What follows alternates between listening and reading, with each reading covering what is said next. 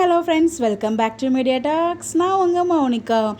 So அந்த promo release ஆனதுலேருந்து பார்த்திங்கன்னா ஃபேன்ஸ் எல்லாத்துக்குள்ளேயுமே ஒரு வருத்தம் போயிட்டுருக்கு. எனக்குமே அது ஒரு வருத்தம் தான். ஏன் அப்படின்னு பார்த்தீங்கன்னா, ப்ரொமோவில் வந்து நம்ம பாப்பா, அதாவது நர்மதா பாப்பா பெரிய பொண்ணு ஆகிட்டாங்க. ஸோ ஃபங்க்ஷன் மோட் வந்து ஸ்டார்ட் ஆகிடுச்சு. அதெல்லாம் பார்க்கும்போது ஹாப்பியாக இருந்தாலும் ஒரு பக்கம் ஒரு நெருடல் இருந்துச்சு. என்ன அப்படின்னா, விஜய்க்கு வந்து பார்த்திங்கன்னா காவேரி சொல்லியிருந்துருக்கலாமே, ஏன் சொல்லலை அப்படிங்கிற ஒரு வருத்தம் வந்து இருந்துச்சு.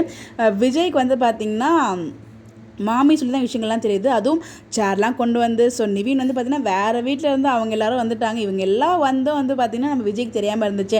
ஒருவேளை விஜய் அந்த வீட்டில் இல்லாமல் அப்போ தான் வந்திருக்காரா, இல்லை வந்து பார்த்திங்கன்னா காவேரிக்கு விஜய்கிட்ட சொல்கிற மாதிரி சுச்சுவேஷன் எதுவும் அமையலையா என்ன நமக்கு தெரியல. பிகாஸ் அவங்க அம்மாவுக்கு தெரியாமல் எல்லாமே கன்வே பண்ணணும். அப்படிங்கிறப்ப கண்டிப்பாக அவங்க அம்மாவுக்கு அப்புறம் தான் இப்போ வந்து விஜய் அவங்கள பொறுத்த வரைக்கும் இப்போ இருக்க நிலைமை இல்லை. பிகாஸ் அவங்க அம்மா வந்து மனசு கஷ்டப்படுத்தக்கூடாது.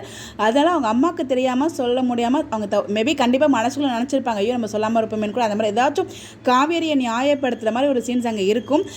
கண்டிப்பாக ரெண்டு பேருமே ஹர்ட் ஆகிற மாதிரி நமக்கு காமிக்க மாட்டாங்க. அப்படி அது எனக்கு 100% ஒரு ஹோப் இருக்குது. ஸோ ஏன் காவேரி வந்து விஜய்கிட்ட சொல்லலை அப்படிங்கிறதுக்கான நியாயம் வந்து நாளைக்கு தெரியும்னு நினைக்கிறேன், நாளைக்கு எபிசோடில். பிகாஸ் எனக்கு அந்த வருத்தம் வந்து உள்ளே இருந்துகிட்டே இருக்குது. ஏன்னா அவங்க பெரிய மனுஷியாகி சேர்லாம் வந்து டெக்கரேஷன்லாம் பண்ணிவிட்டு அப்போ இறங்கி மேலேருந்து கீழே தான் அந்த டெக்கரேஷன்லாம் நடக்குது.